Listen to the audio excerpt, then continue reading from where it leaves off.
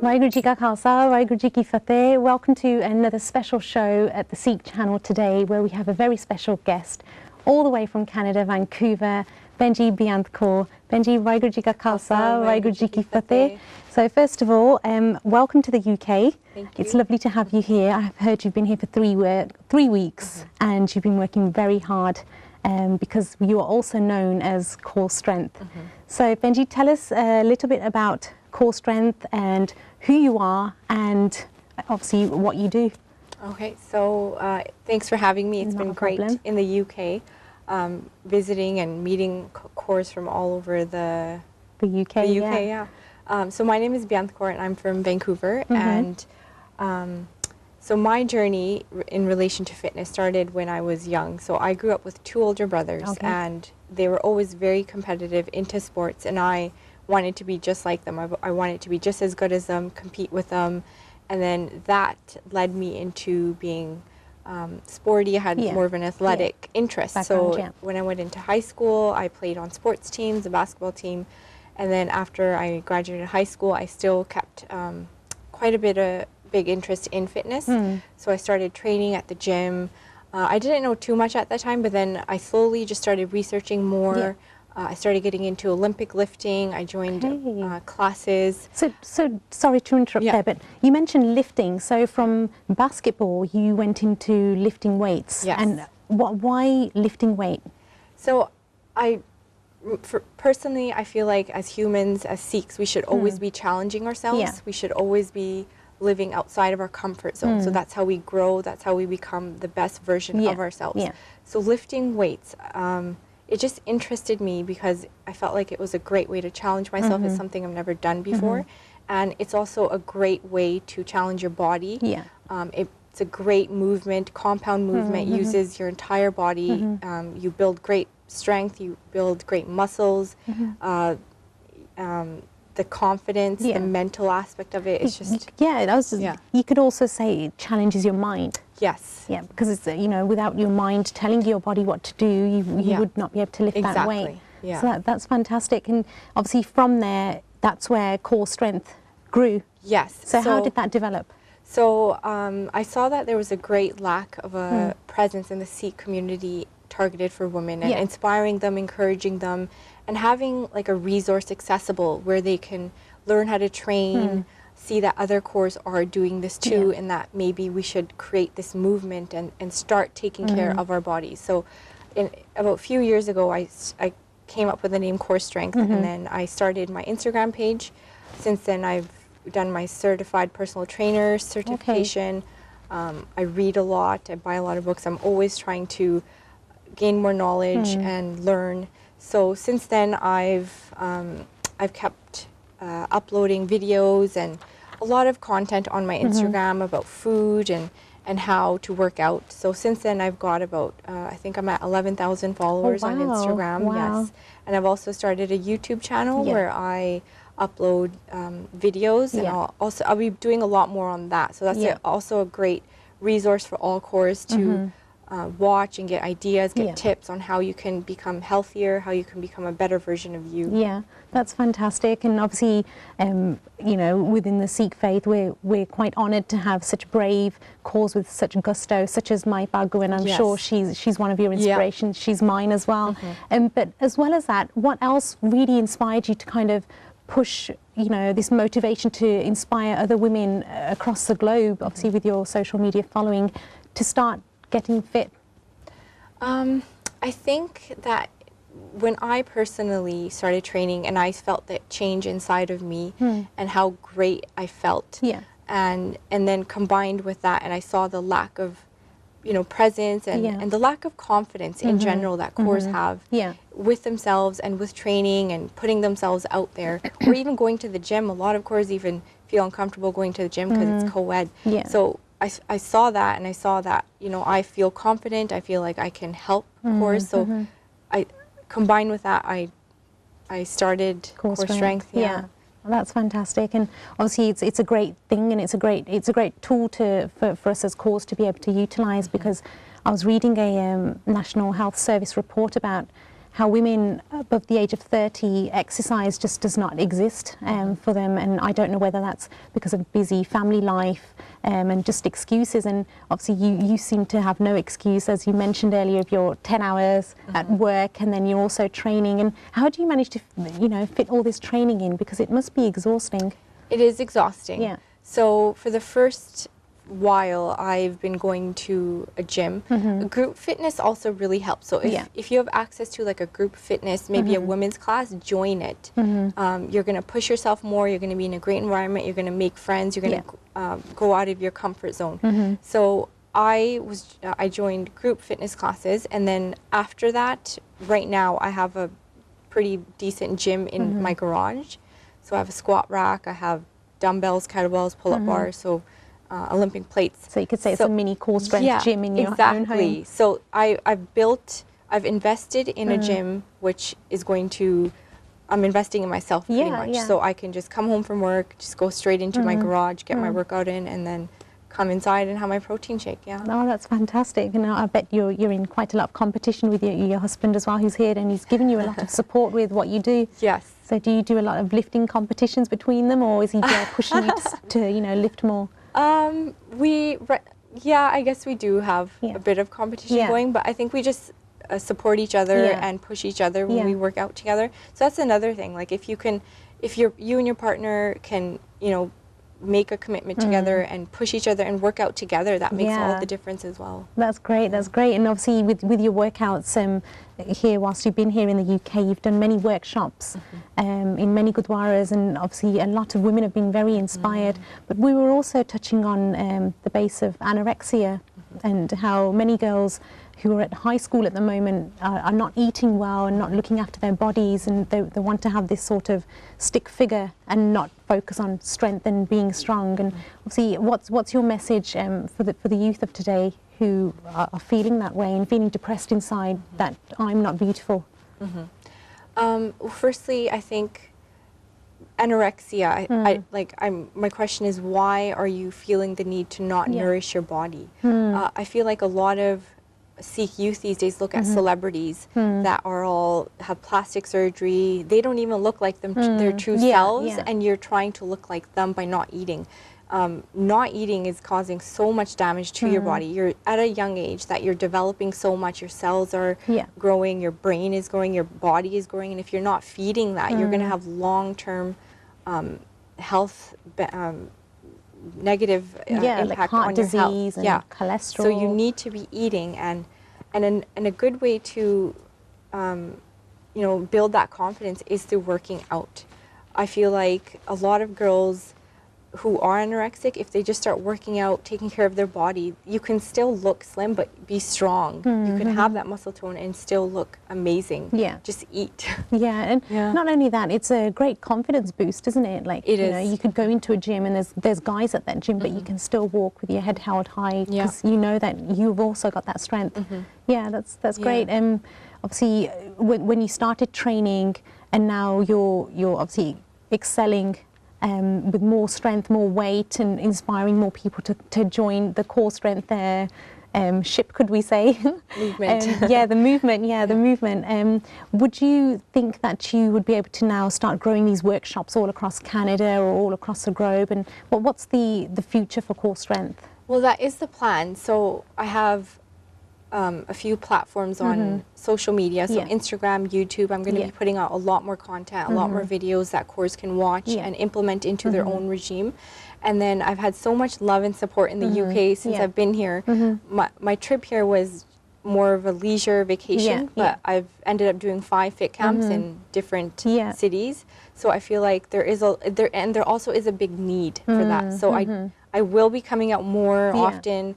Next time I'm going to be probably holding like 4-day-long camps at each city.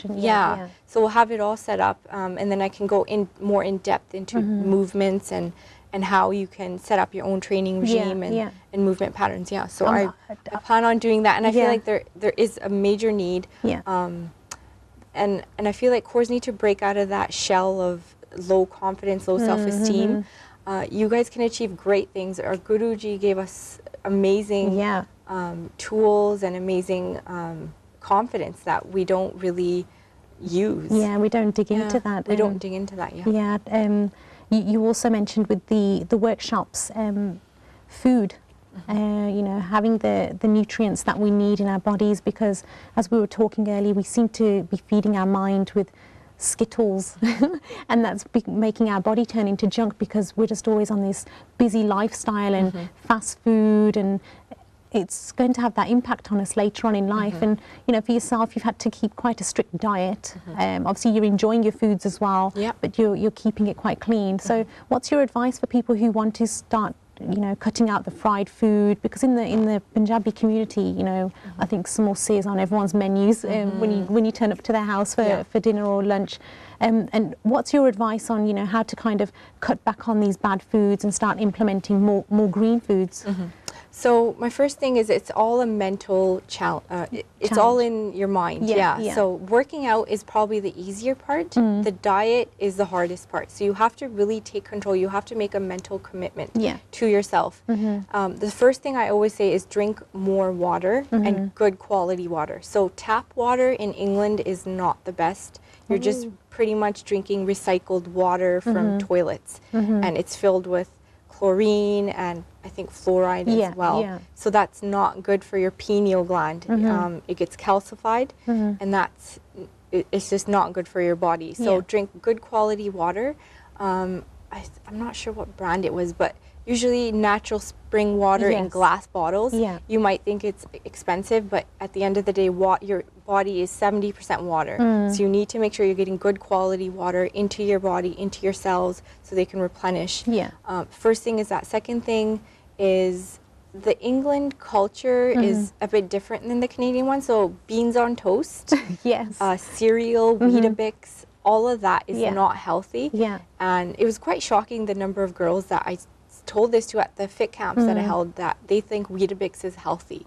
And they were shocked at me saying, no, it's not. It's something in a box. Saturated sugars, isn't it? Yeah, it's something that's put in a box, or beans. It's put into a tin, and who knows how long it's been sitting there, what's inside of it. And the tins are lined with titanium, I think. And that feeds into the beans, and you're eating chemicals pretty much. Same with cereal. It's not the healthiest. So cut out all of that. For breakfast, have a fresh bowl of oatmeal porridge. Put honey in there as sweetener. Put your nuts in there. Put some berries in there. That's a great alternative. To implement more greens, you can have a green smoothie once a day, right? So put kale in there, put spinach, put some celery, a handful of strawberries, water, and that's a great way to just get some nutrients in your body every day. So have that once a day. It's a great shake to have once a day. So what would you say for an evening meal? Obviously you've had a really busy day at work, you've been to the gym, you've had your, you know, met up with friends, but you straight away will go into the pizza shop. You know, you want something that will fill you up, but then we don't realise it's quite saturated in sugars and salts and all this bad food is causing bread. You know, it's making you feel bloated, and it's causing a lot of cancers that we fail to recognise. So you know, you're having dinner, so people think as vegetarians you'll just be eating, I don't know, cucumbers and lettuce. So what's your sort of advice on what types of foods we should have for dinner, which will actually fill us up? So we as Punjabis are from India, obviously, and our ancestors were born and bred on roti, desi ghyo. So why we should be having that for dinner? There's nothing wrong with that, but have good quality ingredients. So have good quality atta. Don't have this white atta, you know, God knows where it's from. Good organic spelt flour is great for roti. So make that at home. Good quality dal. So get organic dal and get organic vegetables for your sabji dal. And instead of cooking with oils, which are which when they're heated they turn into carcinogens, which cause cancer, cook with desi ghyo. Desi ghyo is probably one of the most amazingest things that we have that a lot of people have forgotten about, and that we think it's going to make us fat. But in fact, it's going to lubricate our joints. It's great for our brain. It reduces the risk of heart disease, heart cancer, different things in your body. So have that. Make tadka with desi ghyo and put that into your dal.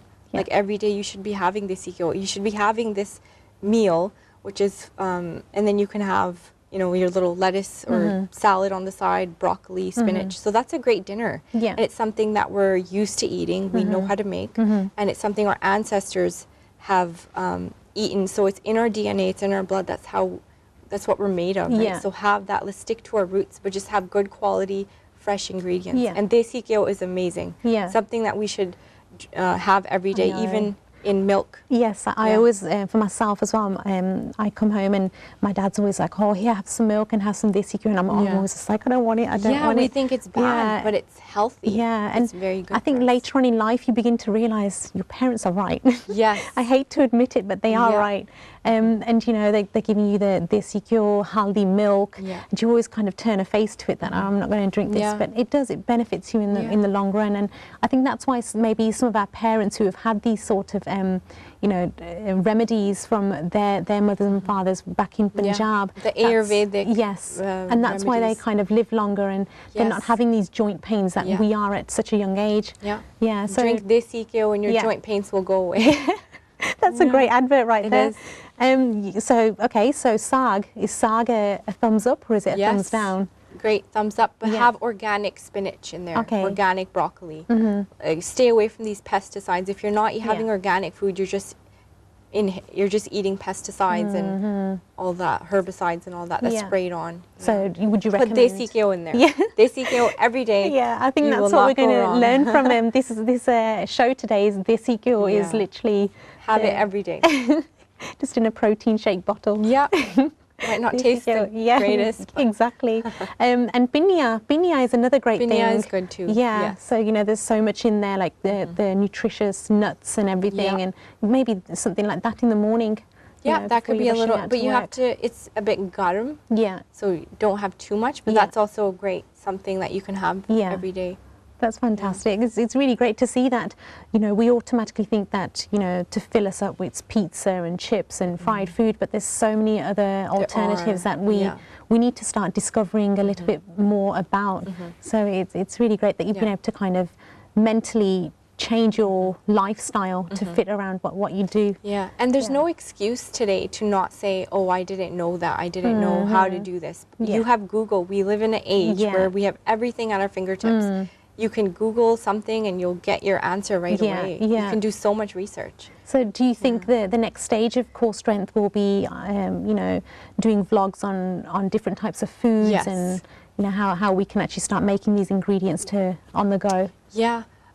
So I've been in the UK for 3 weeks, so I haven't had much time to make videos while I've been here. But if you do go on my YouTube channel, Kaurstrength, I do have so far I have training videos, so workout videos, but when I get back, I do want to make, I am going to make more food-related videos that we can all learn from. Just going back to your training, obviously I watched some of your videos and you're lifting weights and you're doing so much with your squats and your press-ups. Do you not sometimes feel that I can't do any more? No, I feel like I can do more. Wow. Yeah. Okay. Yeah, you just have to, I feel like training just gives you another sense of confidence. It just evolves and grows you so much as a person that you can feel like you can take on any challenge in life. Yeah, it translates into anything in life, whether it's work, school, family. I feel like it just gives you confidence and the ability to overcome any obstacle. So, you know, for yourself now, you just keep pushing, you just keep going, because even in your videos you just look so confident and focused that I'm going to, you know, lift this weight, but I'm going to lift more after that. So, you know, for the viewers, what would you recommend as you know, in the mornings? Stretching is so important, you know, in the mornings to stretch. And maybe like a 2-3 minute exercise in the morning that you could recommend to the viewers to do, or after they've come back from work, to go to have a walk around the park, or, you know, join a gym. So what would you recommend for them to do to start off with? Okay, well, in the morning, just a little bit of a tangent. Drink a lot of water in the morning. Yeah. Good quality water. It's the first thing you should do. Stretch. A lot of people I've seen in the fit camps that I've done, young girls are not moving properly. They're so tight. They can't, you know, get into the proper position. Their squat isn't good. The form isn't good. So stretching is very equally as important as training. Yeah. If you're only training and you're not stretching, you're not going to get the results. You're just going backwards. So stretching, a good stretch is sitting in a deep squat position. Yeah. And then for training, you can, like a 2-3 minute little regime you can do is maybe do 50 squats. Yeah. Body weight squats, and then do like 10 to 20 push-ups. Okay. Basic body weight movement. Always start with body weight movement, build a good foundation, and then you can move on to the weights. Yeah. So I would probably say if someone is a beginner, build a good foundation for 2 weeks to a month with your body weight, and then move on to weights. And don't be afraid to lift heavy. You're not going to get it, grow into a man overnight.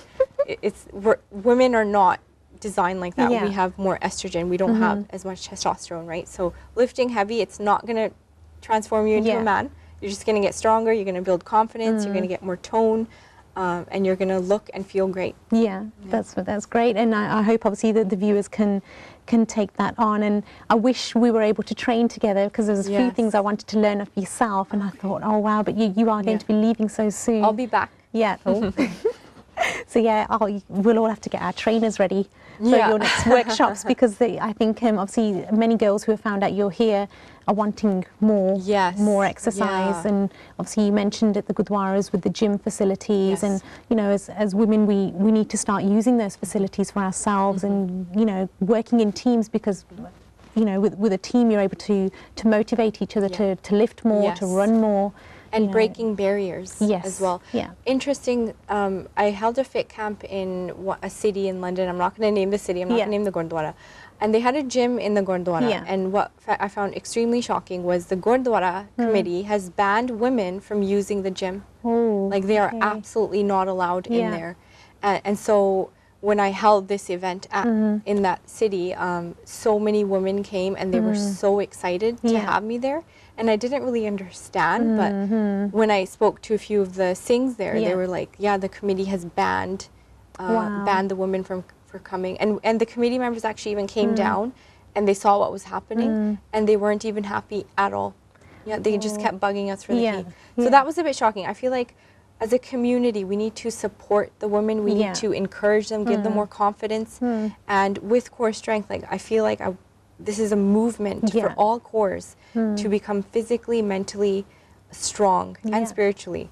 And be able to break barriers, be able to be confident enough to, train, but stand up for yourself. Be better than you were yesterday, be the best version of yourselves, and also ultimately teach that to our kids, right? We are the mothers of the future generations, and we need to ensure that they're also strong and they can carry on our traditions. And that's why we've got, like we said earlier, the role model of Mai Bago. The spiritual, the mental, the physical strength. This woman had to lead an army. And that's exactly what I thought about at the Gurdwara, that bans women from the gym. Mai Bago led 40 men into war. And so no one banned her. And she did amazing. Yeah, she did. Right? And that's our inspiration. And we all have the ability within us. It's just mentally, I find women at the camps, they just put limits on themselves before they even try something. They'll just say, I can't do it, but they can. So you're just limiting yourself before you even try. It's that fear, and it needs to be broken. And once it is, impossible is nothing. Just start moving every day. Just start moving. No excuses. No excuses. No excuses. You have Google. You have me. And you have Desi Ghyo. And you have Desi Ghyo. Benji, I was just going to mention, if you want to tell the viewers a little bit about how to get in touch with you, how to follow you on your YouTube and Instagram. Okay, so I'm on Instagram at Kaurstrength, so spelt how it is pronounced. And then I'm also on YouTube at Kaurstrength. I am on Facebook, but I mostly use YouTube and Instagram. So you can follow me on there. I have my email. I also have my website, www.kaurstrength.ca. And I have information on there on how you can get in touch with me. I also make training programs customized for women. And I'm also going to be coming out with a 12-week training guide. So that's going to have a meal plan and a basic 12-week beginners training regime. So that'll be helpful for anyone who's trying to think about how they can get started. So you can contact me on those three networks. Yeah. So there you have it. Kaurstrength, an amazing inspiration all the way from Canada, and committed to your fitness camps. Even whilst she was on holiday in the UK, everyone seemed to grab you to get some training in. Thank you. So it's brilliant. So there you go.